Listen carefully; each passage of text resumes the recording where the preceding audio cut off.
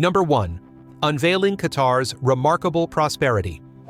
Qatar is a small country on the Arabian Peninsula with a mostly flat desert landscape, harsh climate, and no natural forests. Being born here means you are almost certainly one of the richest people in the world. Only about 1% of arable land is arable because Qatar lacks fresh water and relies almost entirely on desalination technology. In 2024, Qatar's GDP per capita exceeded $112,000, making it one of the most prosperous economies. There is no income tax, no VAT, and most healthcare, education, utilities, and fuel are subsidized. Just being a citizen earns a monthly stipend. Gas prices are always low thanks to subsidies and the world's third-largest natural gas reserves. Many gas stations are crowded in the evenings because the low prices make filling up a routine. Citizens are given land or financial assistance when they get married, and when they have children, they continue to receive benefits. A small group also receive a monthly payment similar to a share of the national income. The government subsidizes the construction of housing worth up to $200,000, and the approval process is fast-tracked to ensure people's livelihoods. Many new buildings also use heat-resistant materials and facade cooling systems to suit the hot climate. Thanks to this welfare system, many people can live comfortably without working full-time. With only about 300,000 citizens, Qatar has a huge fortune from oil, natural gas, and the Sovereign Wealth Fund. The Qatar Investment Authority manages more than $500 billion and holds stakes in major corporations such as Volkswagen, Barclays, and Harrods. The fund also invests heavily in luxury real estate in London and New York, where property values have increased steadily each year. Some particularly wealthy families are granted indirect ownership in companies like Qatar Airways or state-owned banks, allowing them to earn a steady income. However, all the privileges are reserved for Qatari citizens. Nearly 90% of the population are migrant workers, and they do not receive welfare benefits. Long-established families also have access to private investment funds reserved for locals, which act as family financial networks that are considered almost inaccessible from the outside. Migrant workers do not have the right to permanent residency and must pay their own way. So if you were offered the chance to become a Qatari citizen, would you accept or reject this privileged life? Number 2. The beauty and power of Qatari women. Qatari women have the typical beauty of the Gulf region with big eyes, long eyelashes, high nose bridge, and smooth skin that always stand out when they appear in the lights of luxurious shopping centers. When entering large shopping malls, you will easily come across discreet outfits that are both elegant and mysterious, reflecting the confidence and strong transformation of Qatari women in the present era. Many also combine traditional costumes with accessories from luxury brands, creating a style that blends modernity and indigenous culture. What is even more surprising is their education. In a wealthy country, women make up more than 60% of university students, the highest rate in the Gulf. The rate of Qatari women participating in the workforce is about 51%, higher than the world average and among the leading Arab countries. They hold many important positions such as ministers, judges, ambassadors, and business leaders. Even some fields such as scientific research and project management are seeing a significant increase in female participation, which is rare in the region. These figures reflect a marked change from the traditional image of Middle Eastern women as housewives. Sheikha Moza bint Nasser al-Misnad, mother of the current emir, is a prominent figure in the transformation of Qatari women. She is considered an international fashion icon and a major influencer in education reform and community development. As co-founder and chair of the Qatar Foundation for Education, Science, and Community Development, she promotes international education programs and expands learning opportunities for Qatari youth. Many international universities in Education City are now present in Qatar thanks to her efforts. This development has many foreigners curious about whether foreign men can date Qatari women. The answer is yes, but it is rare and discreet. In traditional Muslim and tribal cultures, Qatari women typically date through family introductions or within private communities. Open relationships are rare, and anyone involved must adhere strictly to traditional rules. Some families even require that potential partners demonstrate financial stability and a clean background before they are allowed to meet. It is a sensitive topic, but one that clearly demonstrates the intersection of modernity and traditional values in Qatar. Number 3. Qatar. Taboos you must know. There is a traditional form of greeting in Qatar that surprises many visitors who witness it for the first time. Instead of shaking hands or hugging like in many other places, Qatari men, when being close, often lightly touch noses to each other as a nomadic Bedouin ritual to show respect and closeness. This custom is called Qashm Mah and is still preserved in old families.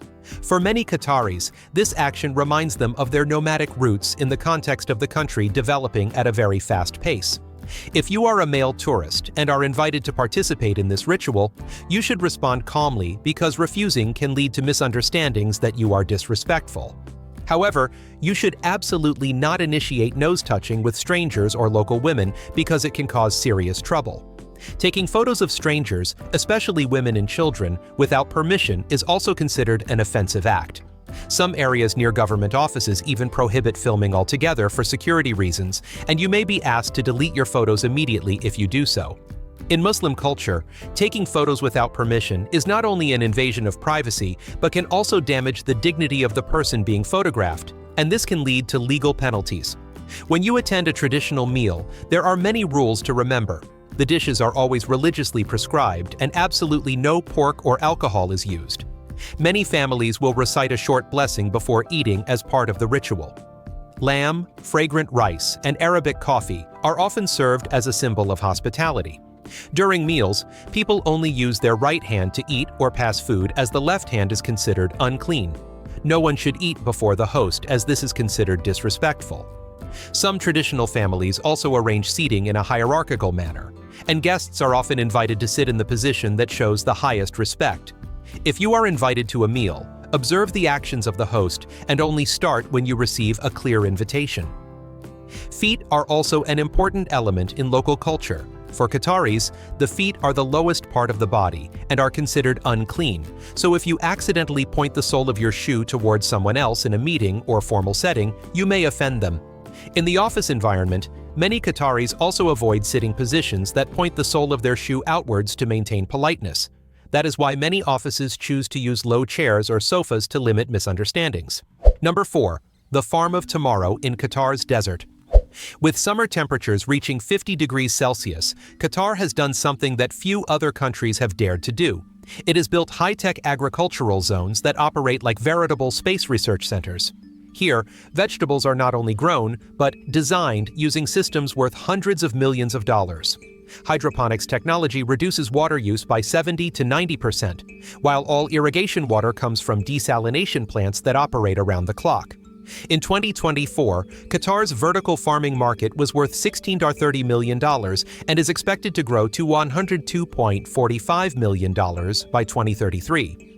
Thanks to the huge investment, Qatar can be 98% self-sufficient in vegetables despite its climate being almost impossible to grow.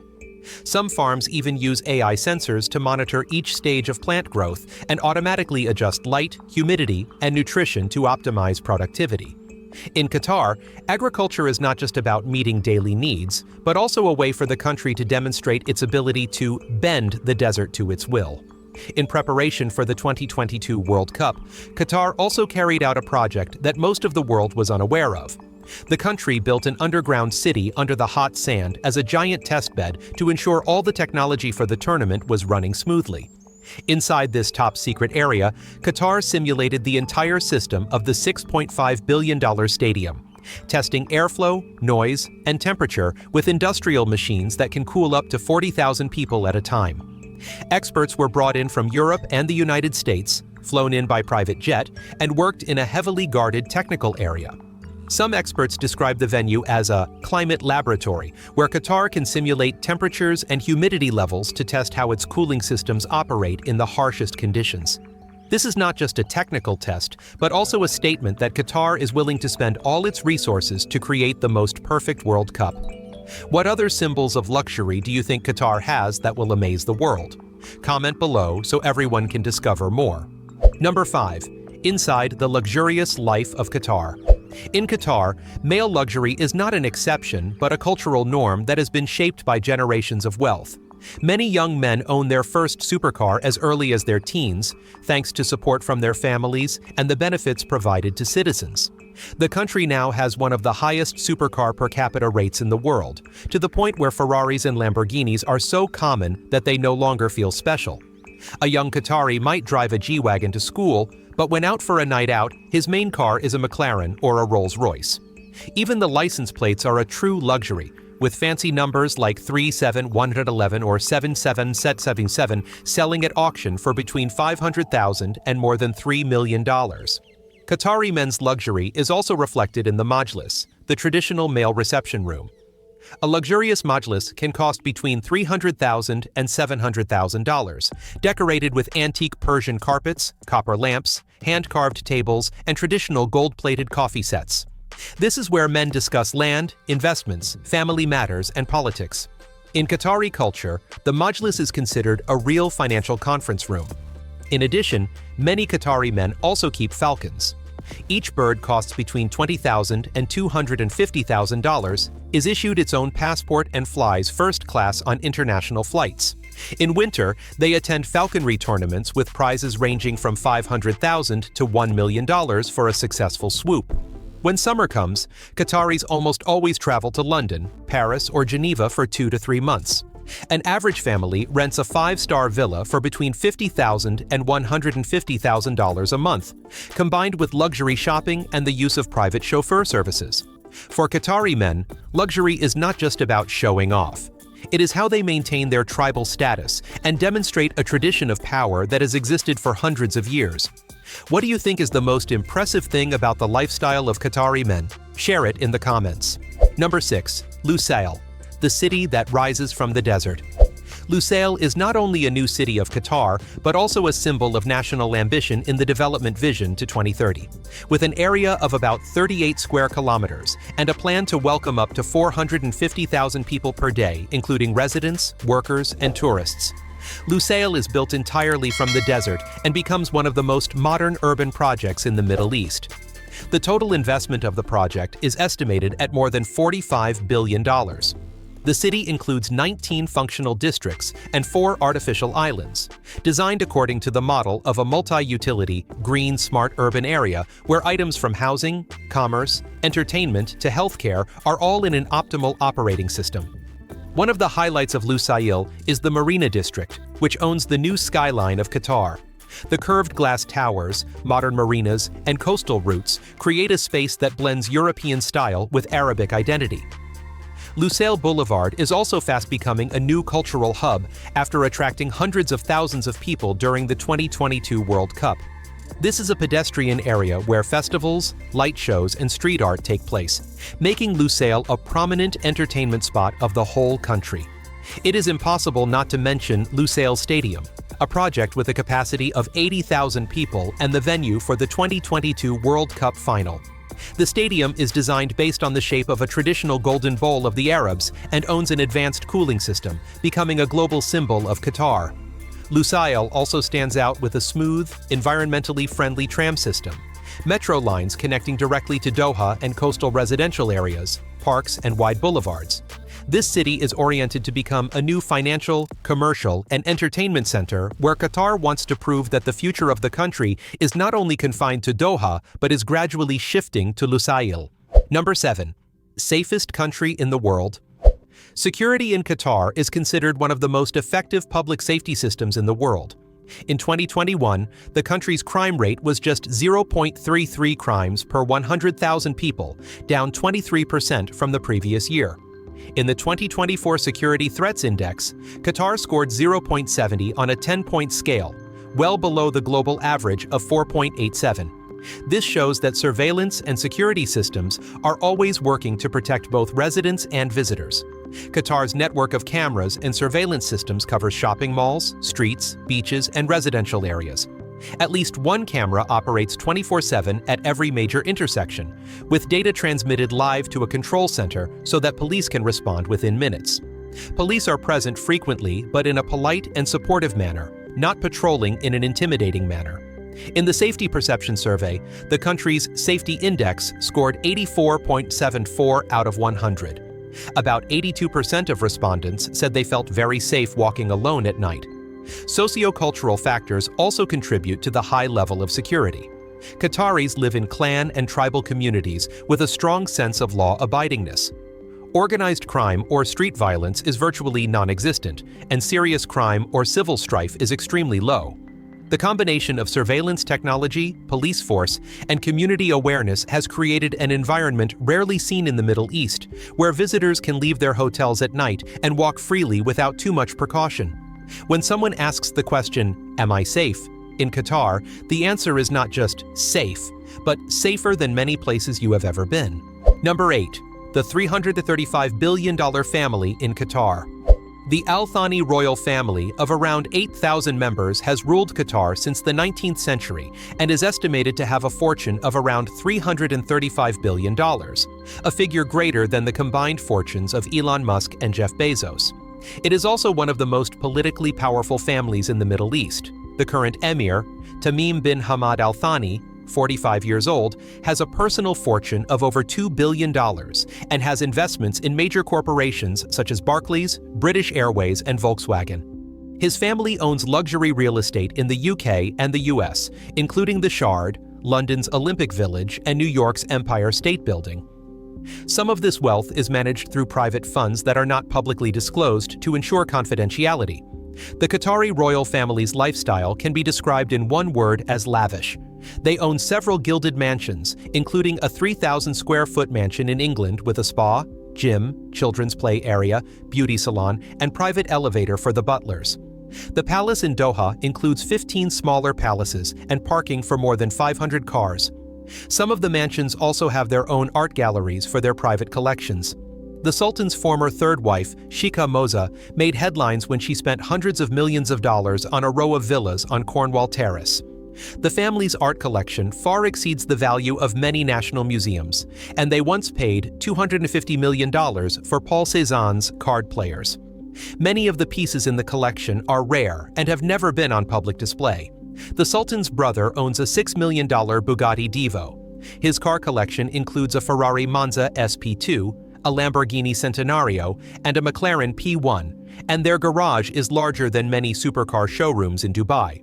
The $400 million Qatari yacht, nearly 125 meters long, is like a floating palace with space for 35 guests and nearly 100 crew, along with a gym, spa, pool, and game room.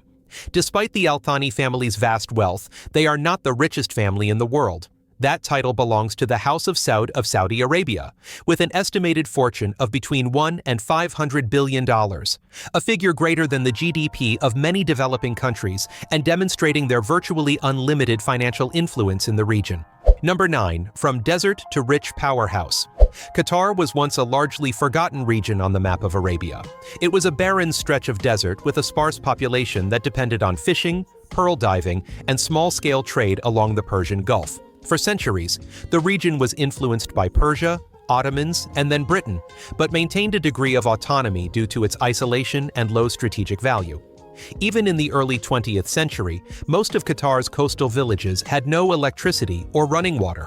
This allowed Qatar to avoid many of the major regional conflicts and maintain a long period of stability that laid the foundation for its later prosperity.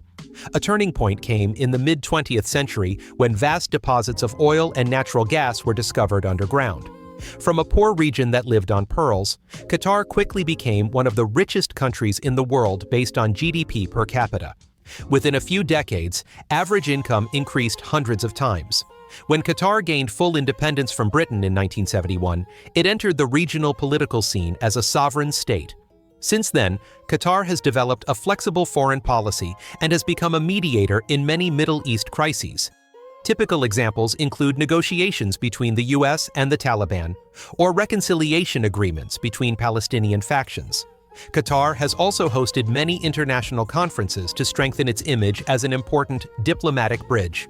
The combination of abundant resources and pragmatic diplomacy has made Qatar a significant player in international affairs. Despite its small size and population, its influence is evident through a global investment network worth hundreds of billions of dollars. Number 10. Why is Friday Qatar's day off? In Qatar, the weekend is not on Saturday and Sunday like in the US or most Western countries, but on Friday and Saturday. Friday is considered the most important day in Islam, so people spend the morning preparing for the midday prayer. Many schools and businesses will close in the morning to give people time to prepare. When the prayer takes place, mosques in Doha are often full, and this is also the time of the week with the highest number of worshippers. Some residential areas are even completely quiet on Friday mornings because most people are at home preparing for religious rituals. Before 2013, Qatar, along with many Muslim countries, adopted the Thursday and Friday weekend system. But in the context of the rapidly changing global economy, the government decided to adjust to Friday and Saturday to better suit the operating schedules of major markets. The change facilitates trade with Europe and the Americas and demonstrates how Qatar balances religious traditions with modern economic needs. Domestic financial markets are also synchronized with international trading hours. Some international businesses have said that the change in weekend schedules has reduced waiting times for cross-border transactions. If you arrive in Qatar on a Friday morning and find many shops closed, this is perfectly normal. Come afternoon, life picks up again. This weekly cycle creates a unique pattern of life where religion and commerce coexist. Shopping malls often operate until very late on Friday evenings to accommodate people's socializing and shopping habits. Many families also use Friday evenings as a time to meet friends or dine in seaside neighborhoods such as the Corniche and Lusail Boulevard. Number 11. The secret of Qatar coffee ritual. If you visit a family in Qatar, even if you are just standing at the door for a very short time, the host will still offer you tea or coffee. Refusing is almost unacceptable because it is considered impolite. Qataris drink tea and coffee all day long, especially kahwa, an Arabic coffee brewed with cardamom, saffron, cloves, and orange blossom without sugar. The ritual of serving kahwa in Qatar has been recognized by UNESCO as an intangible cultural heritage and is considered a symbol of hospitality throughout the Gulf region. When drinking kahwa, you will be served dates to enhance the sweetness. This type of coffee is always poured from a traditional dalapot and only fills the small cup about a third full. If you want more, the host will automatically pour. When you have enough, you just shake the cup to signal to stop.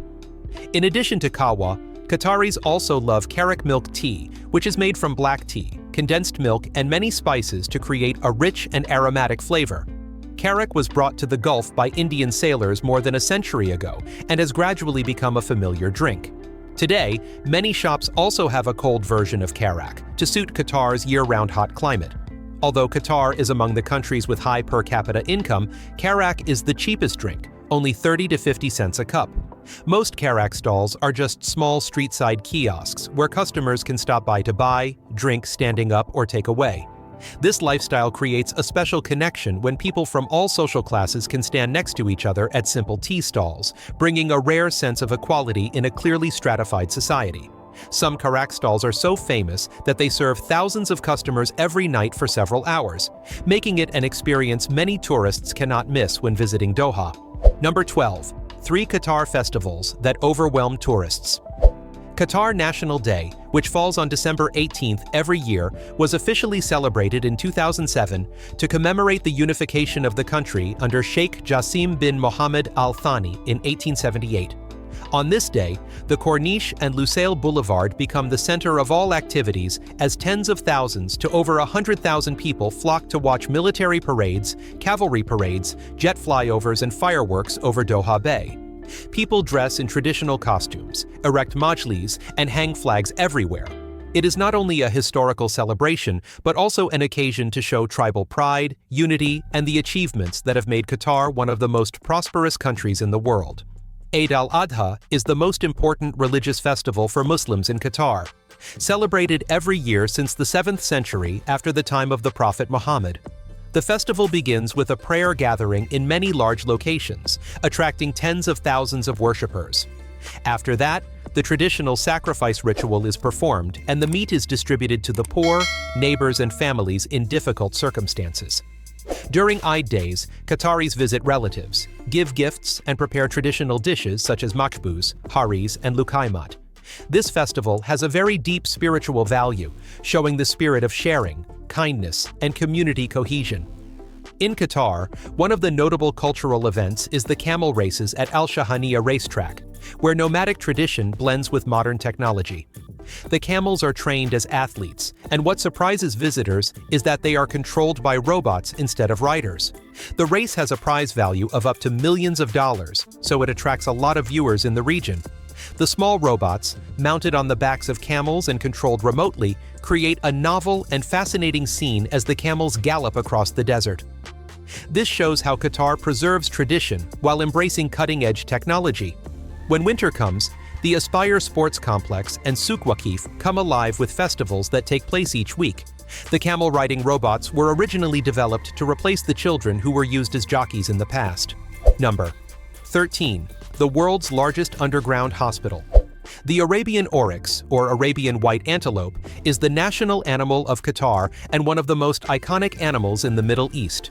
This antelope is about 1 meter tall, weighs between 70 and 90 kilograms, has straight horns up to 80 to 90 centimeters long, and has white fur that reflects more than 60% of sunlight, helping to prevent its body from overheating in the desert, which can reach temperatures of 45 to 50 degrees Celsius. The oryx's endurance has led Arab tribes to regard it as a symbol of strength and resilience in the harshest conditions. What has attracted many people's attention is that the Arabian oryx was declared extinct in the wild in the early 1970s, when only 5 to 10 individuals remained in closed farms. Qatar was one of the first countries to carry out a large-scale recovery program through controlled breeding, expanding desert reserves and reintroduction. Thanks to these efforts, the oryx population has now recovered to over 1,000 individuals in the wild and over 7,000 individuals in semi-wild areas, making it one of the world's greatest conservation success stories. What is less well known is that Qatar values the oryx so much that it has designated the animal as a national treasure. Protection is given the highest priority, with conservation areas spanning hundreds of square kilometers to maintain ideal habitats. Any hunting or harm is strictly punished. Qatar has also established specialized veterinary centers to care for the health and monitor the reproduction of oryx using modern technology. The antelope also has rare privileges, such as being assigned a national identification number, being tracked by GPS systems, and being allowed to move freely in specially protected areas that humans cannot enter without permission. In Bedouin culture, the Arabian oryx represents elegance, speed, loyalty, and a spirit of freedom. Qatar's successful resurgence of the once extinct animal makes the oryx a symbol of the country's own journey. Small but determined, preserving tradition while building a future in the harsh desert. Number 14. Inside Qatar's ancient desert cuisine. Qatari cuisine is a delicate blend of classic Arabic flavors and influences from neighboring cuisines. The most prominent dish that can be found in both daily life and festive occasions is mah, a familiar meat and rice dish of the people. Basmati rice is cooked with chicken, beef, lamb, fish, or camel after being seasoned with turmeric, cloves, cardamom, and cinnamon. A rare variation of mak using gazelle meat was once popular among the Bedouin community, and today only appears at some traditional events. When eating this dish, Qataris often add lemon juice or a few drops of rose water to enhance the aroma and can eat it with spicy salsa for a stronger flavor. This seemingly simple dish represents the harmony between the nomadic lifestyle and the settled culture of Qatar. Tharid is also a prominent dish, often called Arabic lasagna by the people. This dish is especially popular during Ramadan because it is light, easy to digest, and is considered an ideal choice to start a meal after many hours of fasting. Tharid consists of stewed meat with carrots, onions, and potatoes, cooked in a rich Gulf tomato sauce, then poured over a thin layer of bread placed at the bottom of the bowl. When eaten, the bread absorbs the stew and becomes soft and rich in flavor. Some Qatari families also add a dash of orange blossom water for a distinctive aroma, and many local chefs consider tharid to be a reflection of each family's taste. Majbouz Rubian is a premium seafood version of the traditional mahbouz, easily recognized by the bright red color of large prawns or Gulf lobsters. The dish uses basmati rice slow-cooked with saffron, cinnamon, cloves, cardamom, and a baharat spice blend, creating a deep aroma and a mild spicy taste typical of Qatar. When the prawns are placed on a bed of golden rice, the spices permeate every fiber of the meat, making the dish richer than many other seafood dishes in the region. Majbouz Rubian is often served during family gatherings and festivals, and is considered a dish that shows the generosity of Qatari cuisine. Number 15. the mystery between the desert and the inland sea. Khor al-Adid, covering an area of over 1,600 square kilometers, is known as one of the planet's rare inland seas, where the Arabian Gulf penetrates more than 10 kilometers into the desert. The area boasts sand dunes up to 100 meters high and constantly changing shape due to the monsoon. The ecosystem here is home to many typical species such as Arabian gazelles, desert foxes, bottlenose dolphins, sea turtles, and more than 40 species of migratory birds. It is also one of the locations with a rare mobile dune system, listed by UNESCO as a biosphere reserve. During the winter, when the temperature ranges from 18 to 24 degrees, the area becomes an ideal spot for camping, driving over the sand dunes and watching the moon reflected on the water, an experience that is hard to find in any other Gulf country. Souk Waqif has a history of over 100 years and once played an important role in the camel and pearl trade. The market is over a kilometer long and is lined with hundreds of shops selling spices, Audi wood, Attar perfume, Sadu textiles, and Bedouin handicrafts. The falconry section has its own clinic and training grounds, where birds worth thousands to hundreds of thousands of dollars are cared for. Millions of visitors a year are drawn to the market for its traditional mud brick architecture, palm-roofed roofs, and lively atmosphere that lasts until late at night. After dark, Souk Waqif becomes Doha's largest community hub, with live music, street performers, and a variety of international restaurants. The National Museum of Qatar spans over 53,000 square meters, with an interior walkway system of over 1.5 kilometers leading to various galleries of varying sizes. The building is made up of hundreds of concrete structures that intersect like large petals, some of which are 52 meters long, suggesting a desert rose. The museum houses more than 8,000 artifacts, including ancient stone tools, Persian pottery, traditional dhow boats, Bedouin jewelry, a model of a Barasti house, and precious collections related to the pearl diving era. A 360-degree cinema system with surround sound recreates 5,000 years of Qatar's history, making it one of the most modern museums in the Middle East.